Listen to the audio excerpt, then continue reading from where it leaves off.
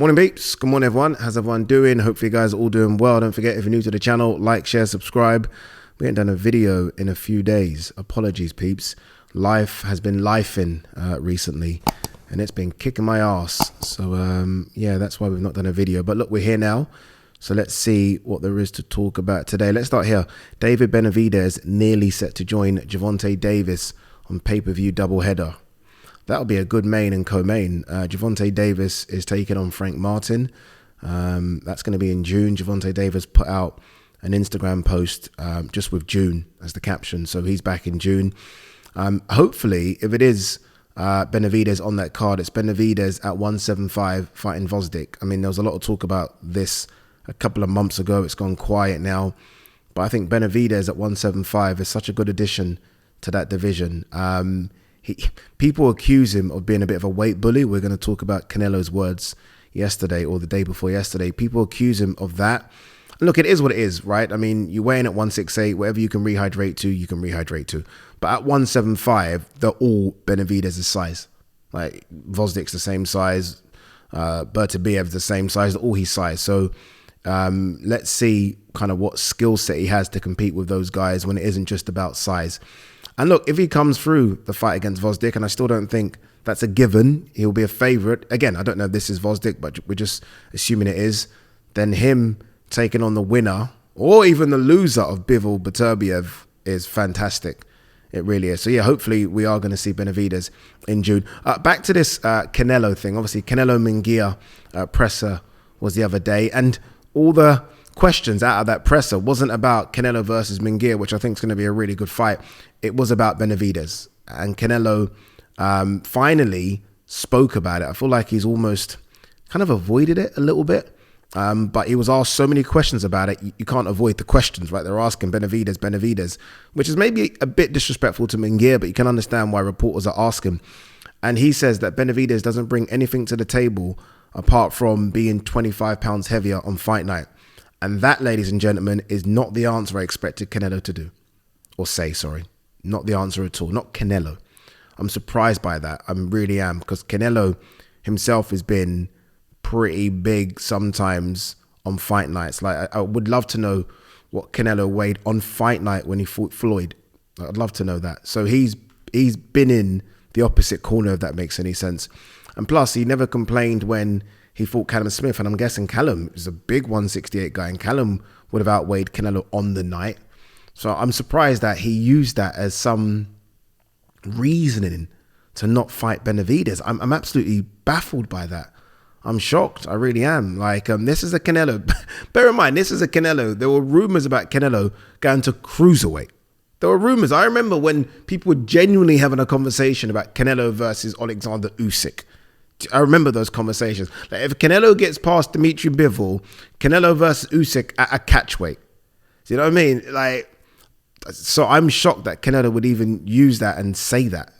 But man, it is what it is, man. Canelo obviously maybe is saying that Benavidez is too big. And yeah, I now cannot see that fight ever happening. I can't, especially now that Benavidez looks like he's going to go to 175. But that's a duck.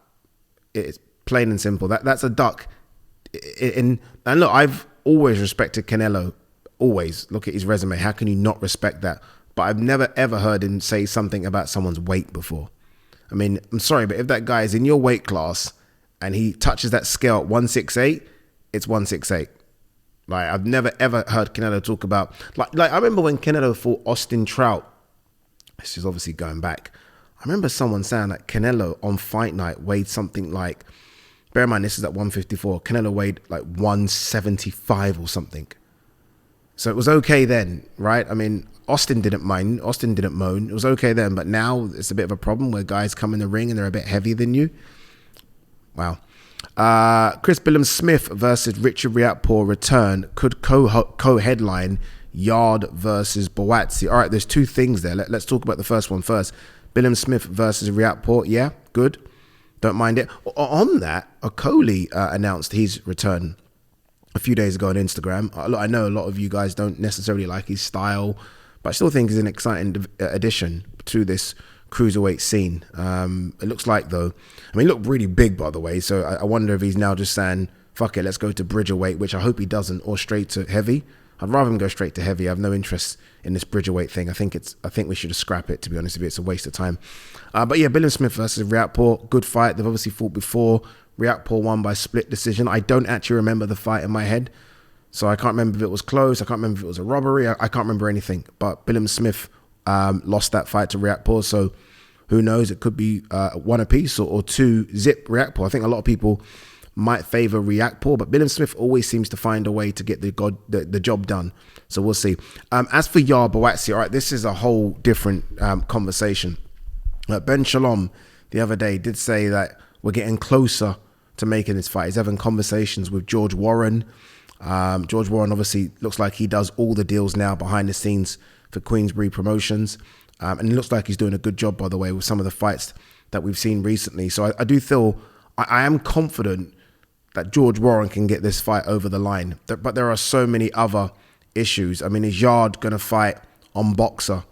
Is this fight going to be pay-per-view? Or is Buatsi going to come over and fight on Queensberry? And maybe, I don't know. And maybe this fight goes to Saudi, which it won't. But obviously we are seeing some of Queensberry's big fighters go to Saudi. And then there's the case of, I just mentioned it, is it pay-per-view? I mean, if you're tracking Billiam Smith, Riakporhe on, they are trying to build it as a pay-per-view card. So the answer to that is probably yes. O2 Arena, yes. Any other arena's silly, right? But then it comes down to pounds and pence. This is now where it gets really complicated. Like, what's this fight worth? Like, what is it worth? I mean, if you speak to Tunde Ajayi, he will say this fight's worth a lot of money, and he was talking about a stadium fight. I don't know if it is that, if I'm honest with you. But yeah, look, both of these guys are going to want to get paid, because this is a tough fight for both. This is a bruising fight. I can't see anything but both being hurt a lot in this fight.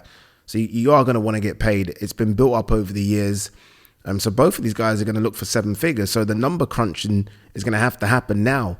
Like, as much as we hardcore boxing fans are excited by this one, they need to get the casuals on board. The casuals need to jump on board this one. Neither guy, I'm trying to think if they've either have sold out an arena. I don't know. I don't think a big arena. So it's not like you can guarantee that both. I personally think together they can do it, but separately it's not happened. It's not happened. I know, obviously, Yarde's done it with Kovalev, some might say, but that's all Kovalev, isn't it? It was all Kovalev in Russia. I don't know if the Beterbiev fight was a sellout, but it was a big fight. Buatsi's done good numbers with Aziz and Craig Richards, but again, I don't know if these are sellouts. Craig Richards certainly wasn't. I was there. I don't know if the Aziz one was. Look, I personally think it sells out the O2 Arena. I really do. I think these guys would do it. I think Johnny Nelson would do a great job doing the face-off. And I think they deserve to get seven figures. And I think it will be pay-per-view. And I think it will do decent numbers as well. I just hope it happens. No more bullshit. Let's just get this fight done. Let's get it done, because we've been waiting for this one for ages. 5-6 years maybe. For ages. And the best thing about this fight, it is a genuine 50-50 scrap. You ask 50 people and they're going straight down the fucking middle with this one. Like, straight down the middle. Like, Buatsi has got his hardcore fans who thinks he's going to get the Yarde has. And the people in between, like myself, I change my mind every day. Every day I change my mind on this one. So, yeah, I don't know. I don't know, but I look forward to it. Some big heavyweight boxing news. It's not been officially announced. I kind of know it's going to happen, but it's not been officially announced. And that's Daniel Dubois versus Filip Hrgovic on that Matchroom versus Queensberry 5 versus 5. Woo! Whoa. Like, Dubois ain't fucking about, is he? Like, this guy has gone from Usyk to Miller to Hrgovic. What a run. What a run. And did well against Usyk. Let's not sit, like, he did well against Usyk. Very well, in fact. Obviously beat Jarrell Miller, had to dig deep, but found a way, even though he was like nearly 100 pounds undersized. And now he's taken on Filip Hrgovic, who a lot of people, when you do your top 5, people have it Fury, Usyk, or Usyk Fury, whatever way you want it. AJ, Parker, Summersan, Hrgovic. That's who Daniel Dubois is going to fight next. Credit to the man. honestly, credit to him. I know he called him out, didn't he, a couple of months ago? Remember, Don Charles was holding the bag and he kind of hit the bag and says, I'm the daddy. I want to fight Filip Hrgović. So he's got his way. He's got his way. And I love it, man. I love it. I love it a lot. Oh, look at this. Canelo Alvarez on Ryan Garcia. As his friend, I wouldn't let him fight. I've been saying the same thing, man. I've been saying it. Look, I mean, it's very likely that I work on this event, but removing all that aside, I feel like I can see a young man in front of me that, by the way, has previous, that is going through something. And the last place, if you are, they just started to dig outside. Hopefully this mic's pretty good. The last place that you should be going to is having a fight. By the way, with Devin Haney, pound for pounder, unbeaten. That's the last place you should be going if you're not 100% right here. And I just don't see the problem. I mean, the problem now is that the date's fast approaching, but I just don't see why you can't just remove him from the card. There are so many 135ers and 140 pounders, potentially even Devin going up to 147, that Devin can fight. So many. Like, literally, I mean, Conor Benn said he'll jump in the ring. Shakur Stevenson has said him. And don't get me wrong, I get that all these fights are difficult to make, but whatever you were going to pay Ryan, you're not going to pay Shakur or Conor that money anyway. So you're kind of making, you're okay here. You're okay. And I think Devin would agree to fight any of these guys as well. There are too many guys that Devin can fight where it actually stays on pay-per-view, or even if it's off pay-per-view, it still sells out the Barclays and everyone still eats a little bit. Like, Ryan doesn't have to fight. Ryan isn't 35 coming to the end where he needs this. Ryan Garcia is what, 24, 25 hours? Ryan, let's have a quick look. Ryan Garcia is 25. Come on, man. Like, this man is going through something, and it, like, someone needs to do something here. And I'm hoping that it's his mum or dad. They need to kind of, okay, we're cool. The bailiffs aren't at our door. Financially, we're okay. Let's just focus on your health. Oscar needs to do it. DAZN needs to do it. Someone needs to pull him, because I just don't think it's a good look. Dalton Smith versus Jose Zepeda this weekend in Sheffield. I go up on Saturday morning for the fight. Looking forward to it. It's good to be back. We haven't done. I haven't done. I'm trying to think the last fight card I did. It was the British title fight at Indigo. So we haven't done a big one for a minute in the UK. I've missed a few because I've been doing fights obviously in Saudi and America, but it's been a while.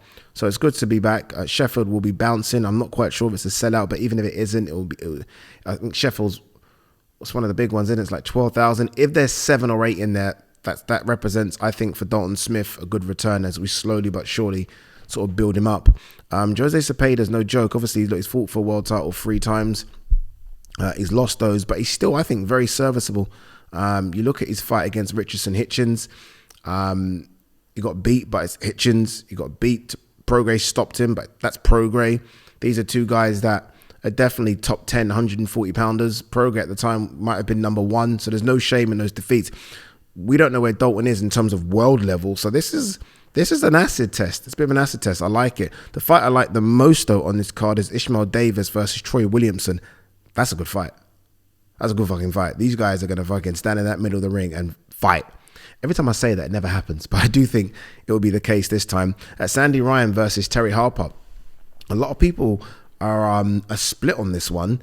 Obviously, Terry Harper, who has been a world champion at 154, been a world champion at 130, was it 135? Obviously now almost splitting the difference here at 147. I like Sandy. I think Sandy's a fantastic fighter. I did think she beat Jessica McCaskill last time out. New training team. 50-50 fight, potentially. James Flint versus Campbell Hatton. Campbell going for his first title at super lightweight, Central Area title. I don't know too much about James Flint. Might have to watch a couple of his fights. Is he any good? Campbell Hatton, 14-0. 14-0 now. This is it, right? This is almost a case of Eddie saying, all right, let's see what you can do now. Fuck it. We've tried in terms of giving you guys that you should knock over. We've done that. But I can't do that no more.